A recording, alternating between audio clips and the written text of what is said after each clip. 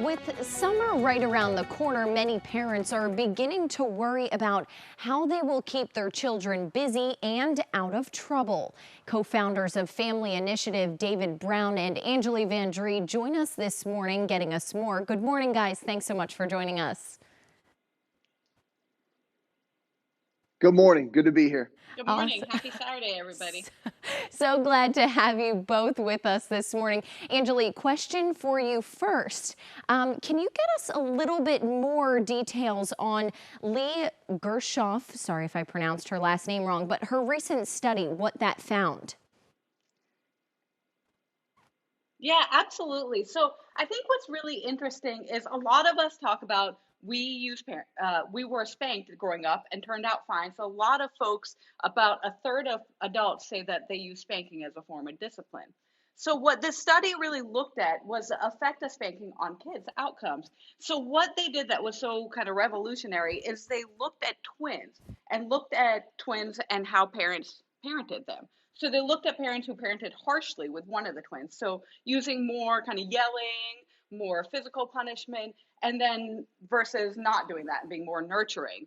And this is just how parents parented their children. They didn't ask them to do anything different. They just parented different children differently. And what they found was in these identical twins, the twin that was parented more harshly, when they grew up, actually had more antisocial outcomes. So more lying, stealing, getting into fights, destroying property. And why this is so revolutionary right now is this is one of the first studies that's looked at identical twins. So they were able to say this has nothing to do with genetics or anything else. These are two kids who grew up in the same household, and the only real difference was in the way the parents parented them. Okay, good to know. Well, David, the question next is for you. You know, if a child is acting out, what are some tips or what can parents do instead? Excellent. So a couple things that we just want to point out that I think are good quick tips. One is you don't have to go to every tantrum you're invited to, right? So when our kids begin to act up and they're having some challenging moments, a couple things that we say to caregivers that we find effective is using choices with kids. So, if our kids are struggling and they really want to use the markers, right, we know that that's probably not an appropriate thing in this setting. We might say to them, hey, big guy, no markers, but I'm going to give you two choices. One, colored pencils, or the other, regular pencils, right? Those are your two choices. Which one do you want to use, right? So by giving them visual prompts, giving them choices, allowing them to have a voice in what's going on is really key for us to keep the behavior moving. Because what we really tend to find is when we sort of dig in on certain things, that's when we really begin to see behaviors exacerbate.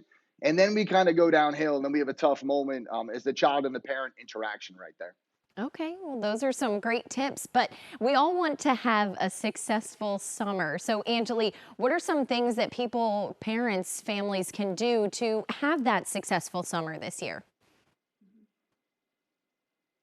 Yeah, and I think it's hard because we want summer to be relaxed and calm, but really putting some structure in place and keeping some of that routine in place will really help families get used to transitioning into summer and then back into the school year.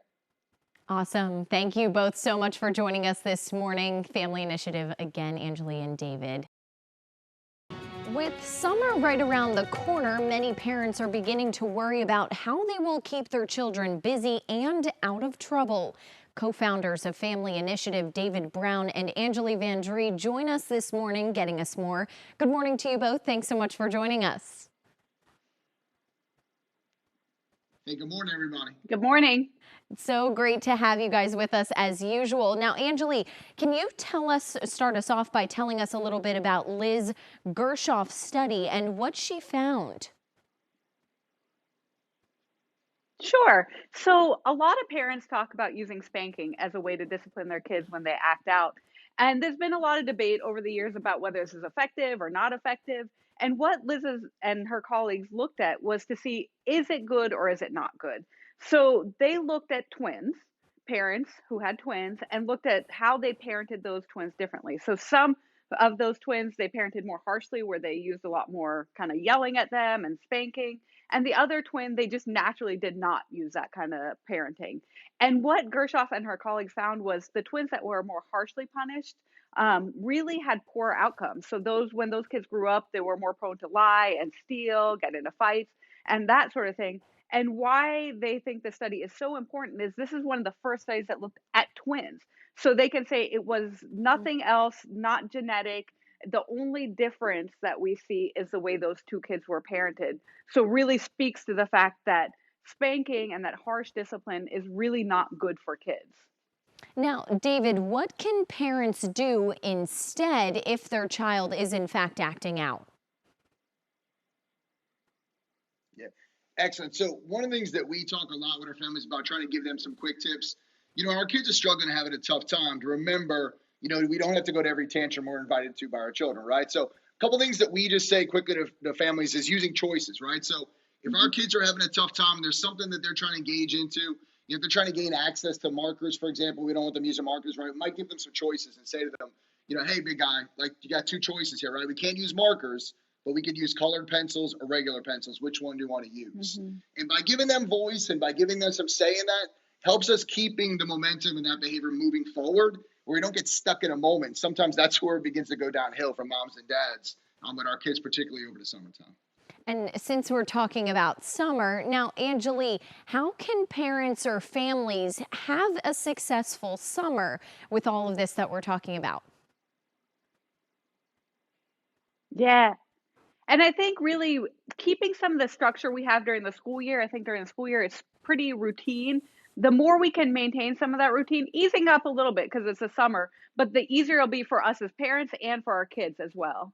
Oh, that's awesome. ANJALI and David, thank you so much for joining us, both from Family Initiative. We have them all the time. They're the greatest.